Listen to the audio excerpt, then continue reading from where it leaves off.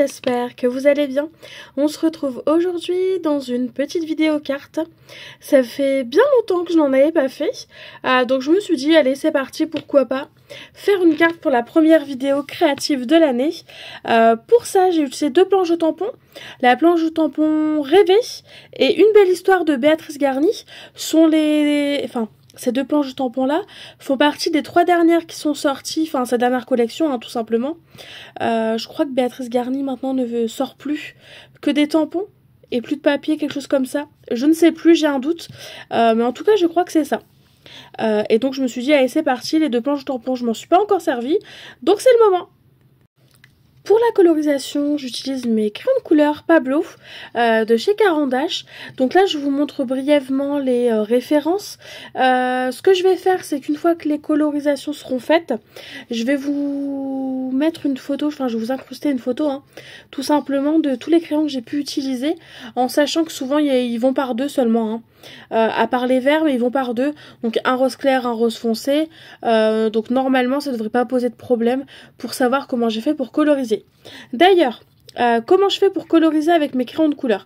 Alors c'est très simple, je prends la couleur la plus claire, je fais un aplat sur tout mon tamponnage, ou je peux laisser par moment des petites zones de blanc, sans aucun souci, mais en tout cas je fais un premier aplat clair.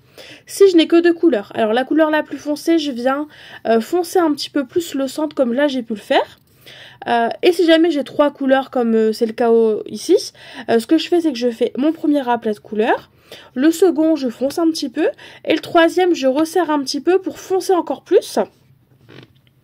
Et une fois que cette étape-là elle est faite, je vais reprendre la deuxième couleur la plus foncée, je vais essayer de fondre les couleurs, et pour finir je vais prendre la couleur la plus claire pour essayer de les fondre. Donc normalement en faisant comme ça, on peut très bien réussir à avoir de jolis dégradés avec les crayons de couleur Pablo. La seule chose c'est que souvent, alors je ne sais pas si c'est parce que j'appuie trop ou autre, mais j'ai toujours des petites traces de crayon quand même que je trouve pas très jolies. En tout cas c'est pas assez fondu. Donc ce que je fais c'est que j'utilise de l'essence minérale inodore que je mets dans ce petit bocal. Le gros morceau jaune que vous pouvez voir c'est en fait un bout d'éponge, les éponges qu'on utilise par exemple pour nettoyer les voitures, que j'ai coupé pour le mettre dans mon bocal, tout simplement pour que...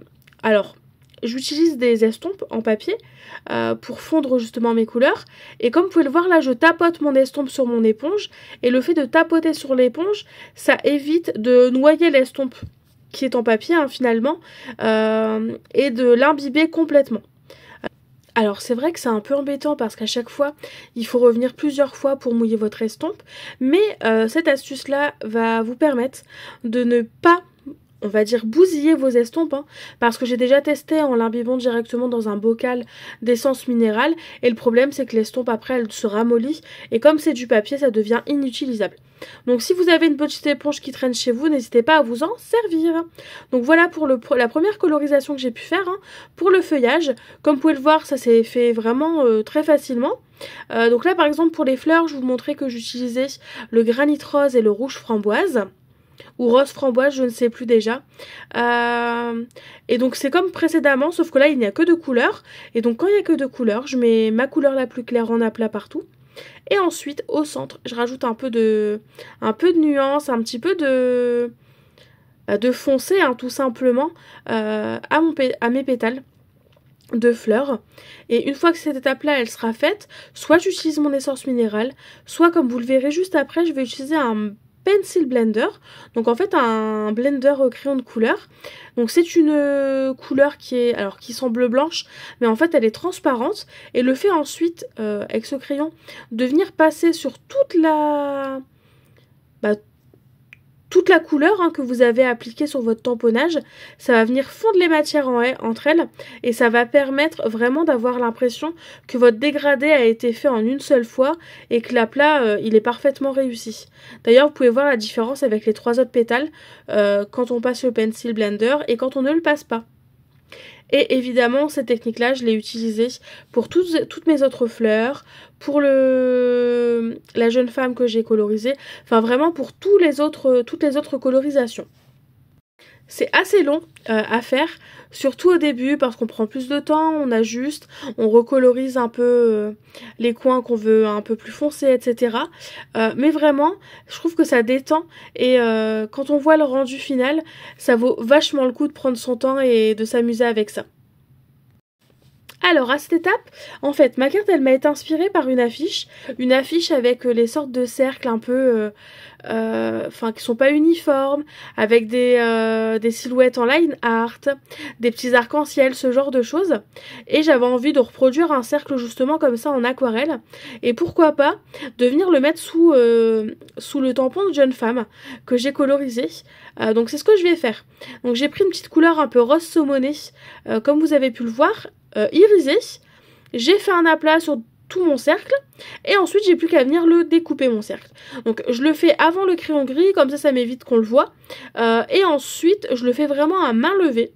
Si vous le souhaitez, vous pouvez très bien utiliser un dies, mais personnellement j'aimais bien le côté un petit peu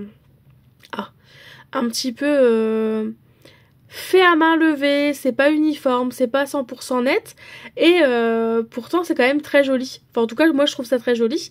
Donc voilà pourquoi j'ai utilisé ma paire de ciseaux et non pas un dies par exemple.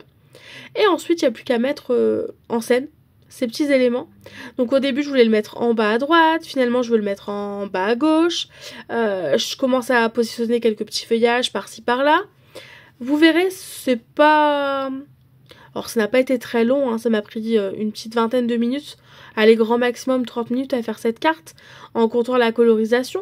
Mais je trouve que c'est le moment le côté un petit peu plus long quand on fait des créations en scrap. Et en même temps c'est le moment que je préfère parce que c'est à ce moment-là qu'on voit notre création prendre vie, commencer à être colorée. Prendre du volume aussi parce qu'on peut la mettre en 3D, etc. Enfin vraiment c'est l'un des moments que je préfère. Là je me suis rendu compte que mon petit tamponnage sentiment finalement il était très très grand. Donc je me suis dit il valait mieux que je le tamponne en premier et que seulement après je fasse la mise en page parce que sinon j'aurais pas pu le tamponner et ça m'embêtait vraiment de pas pouvoir utiliser ce tampon là en sentiment. Donc c'est ce que j'ai fait, je l'ai tamponné. Alors je ne saurais plus vous dire ce qu'il y a d'écrit dessus, puis j'ai pas ma carte sous la main, sous les yeux, tout simplement. Mais normalement, tout à l'heure, dans quelques secondes hein, pour vous, je vais justement vous montrer plus en détail le sentiment. N'hésitez pas à mettre pause si jamais vous voulez lire plus en détail. Et dans tous les cas, je vous conseille vraiment les tampons de Béatrice Garny. Si vous aimez les citations de ce style, un peu positives, complètement positive, mais toujours avec un côté un peu bonne vibes. Béatrice Garny, c'est la meilleure en la matière pour faire ce type de tampon là. Mon petit cercle irisé, je vais le mettre en 3D pour apporter un petit peu de volume et comme ça je vais pouvoir glisser quelques feuillages sous ce cercle. Maintenant que mon tamponnage sentiment est tamponné, eh bien je n'ai plus qu'à venir mettre en scène. Et donc vous allez voir, c'est un peu... Alors c'est pas compliqué, mais c'est un peu casse-tête parce qu'il faut voir où est-ce qu'on met le tampon. Faut pas trop s'étaler parce que sinon après on verra plus mon petit sentiment et c'était quand même la pièce maîtresse hein, avec le tamponnage de jeune femme. Donc j'ai pris mon temps, mais au final vous allez voir le rendu me plaît vraiment énormément. Vous me direz en fin de vidéo et en commentaire ce que vous en pensez. Mais personnellement, j'adore. D'ailleurs, je vais vous laisser en musique pour la suite de la vidéo. Et si besoin, je reviendrai vers vous pour vous expliquer ce que je suis en train de faire.